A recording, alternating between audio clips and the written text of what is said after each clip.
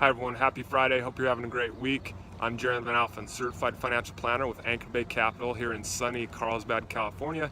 Just wanted to give you a quick intro to this week's Financial Planning Friday, managing your personal cash flow statement. This month in March, our theme for our blog is budgeting and cash flow. So make sure you go online, check out the last few posts, and keep watching. I've put together a short tutorial on the tools that we have available for you to go online, create a working budget, and manage your cash flow. So hope you have a great weekend. Happy St. Patrick's Day, and we'll talk with you soon. Hi everyone, welcome to a tutorial of Anchor Bay Capital's budget and spending tool. So as we walk through this, I'm going to guide you on ways that you can use this tool to create a budget, manage your cash flow. If you've read the recent Financial Planning Friday, it talks about the importance of a personal cash flow statement. So just like any business, if we're looking at the health of a business, we're looking at the cash flow statement to determine liquidity, basically the amount of cash that's accessible in any given time period. Same thing for your household. You want to make sure you understand where your money's going and the amount of cash that you have to work with, and that's what we're going to talk about today. You will see right under your goal tracking, you will see a spending section. This gives you a quick snapshot of your income, expenses for the month, your net spending. If you've set up a budget, it tracks your overall budget progress, and then a few of the recent transactions that have hit the system. So you can click into detail right here at spending, or up top, just click on your spending tab, and that will take you to the overview of your spending for the month by category. Okay, so first thing is just understanding what you're looking at. I can change my date range. This is showing month to date. I can change this to view last month, last 6 months, do a custom date range. So that's the first thing that I want to take a look at. Right now, let's just look at spending for last month, and it gives us a summary. So we'll see that this household had almost $15,000 in income, expenses of $5,263. So wow, they did great with a net spending of $9,700. Then it breaks down into categories of where those transactions were categorized. As you set this up, the system does a pretty good job at categorizing basic expenses. However, it's not going to know what the transactions are until we actually create rules that tell the system how you want your transactions to be categorized, and we'll talk about that in just a moment. Your other views that you can do, so this is spending by category. I can click in here into any one of these to go into more detail on subcategories. So for example, let's say food. If I click on the food section, it's going to drill into groceries, restaurants and dining, fast food and convenience. Again, I can customize these subcategories and how I want things to be categorized, but that's how your overview will look. The other view that I have is spending history. Okay, so if I change my view to see spending history, this is your moving cash flow statement. So I'm going to look over the last 6 months, see what data comes through. Now it's going to show my income versus expenses over a given time period, and I can see, start to see what my liquidity looks like, what I have to work with. This is all your accounts and all categories, but I can even drill down into this. So if I just wanted to see, what has my income look like over the last 6 months to get an idea for my budget, well, this shows, over the last 6 months, this household has made $85,000, averaging $14,252 a month. There we go, and I can see, really what the minimum would be to budget on. So you can play around with your spending history. This tool or this view is what I use as a financial planner consistently when I'm building financial plans. I want to get an idea of the past cash flow patterns so that we can project out into the future.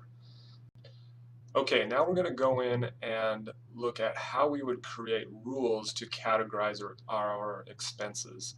So the first thing that we're going to do is start on the main overview, and I'm going to click into a category.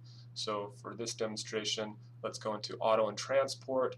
I see that this household has spent $1,276.22. So let's click into that category. And I'm going to view related transactions. Right now this is coming up as auto service. So I see two transactions, Porsche Financial Services, and these are coming through the system as auto service. So if I'm looking at my system, I know this is an auto service, this is my car payment. So I need to create a rule so the system recognizes whenever Porsche Financial Services hits the system, that should be categorized as an auto payment, not as auto service. So I'm going to just click on the transaction, it's going to turn yellow. I click on details, and the details come up, and as I scroll down, I'll see that there's this option to create a rule. So first thing is I'm going to change it to the right category. So we'll switch this to auto payment, and then go down to the rule, and I'm going to check the box that says always rename transactions containing Porsche Financial Services in the description to Porsche Financial Services and categorize as auto payment. It shows me that 4 other transactions will be affected by this rule, and I'm going to go ahead and click done. Now before I do that, I just want to show you one thing. You can use advanced rule settings. If I click on advanced rules, I can choose one of these boxes to set up, if I want the rule to apply to a certain value. So maybe I do have my auto service at Porsche Financial Services, and I want to make sure that the system knows that anytime there's a charge, anything different than my regular auto payment, monthly auto payment, that should be categorized separately.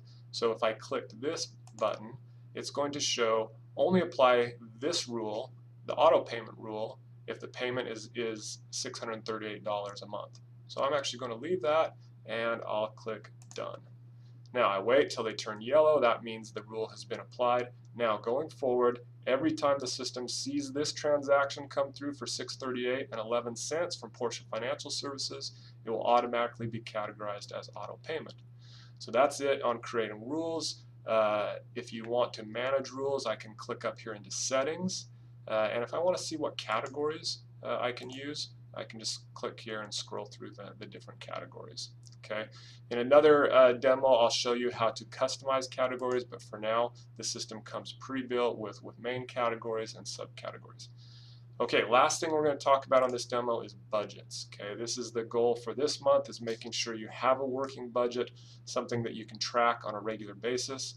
So first thing that I'm going to do is add a budget. Now I budget based on the categories that I'm spending in. So I can add a single budget per category and just build my budget out with each single budget, or I can let the system create an auto budget based on my past spending. Only do this if you've already categorized all your transactions and created rules. Right now, we're just going to add a single budget. I'm going to choose my category. So let's say we create the budget for auto payment, and it says since September I've averaged $532 per month. Now I know my payment was that $600 and I think it was $690. So I can put in my budget, let's say for $695, and add my budget. Okay. Now that's going to show up. The system's always going to track and give me an idea of where I'm at in the month for my budget. So if I go, I'm going to switch the view to last category. If I choose so, I can always just have a budget for the general category. So if I add a budget and I just want to do auto and transport rather than auto payment, let's say that my budget for auto and transport, including fuel and service, is $1,000. So I can add that in there. Now I can either track both, or I could delete this auto payment and just track the total budget for auto and transport. That's creating a budget. Once you have that built, you can always adjust as your budget changes. But the next step is to come up here in settings and make sure that I'm getting an alert. Make sure that you have your email address as the recipient. Turn on your homepage notifications. You can change this to certain days that you want. Let's say I just want to see notifications for 5 days. And here's the key. Make sure you turn on your weekly financial summary. That will show your progress each week on your spending. And the budget exceeded notification will tell you when you exceed one of those budgets that you've created. So those are the tools right now to monitor your cash flow. As you set this up, if you have questions, definitely get in touch. We're happy to help walk through these items. It takes a little bit. I would say as you start out, plan on checking this pretty regularly for the first month or so. After that, once the system's running, you can check in maybe once a month, maybe twice a month. Schedule those regular budget checks for yourself and go in and see how you're doing.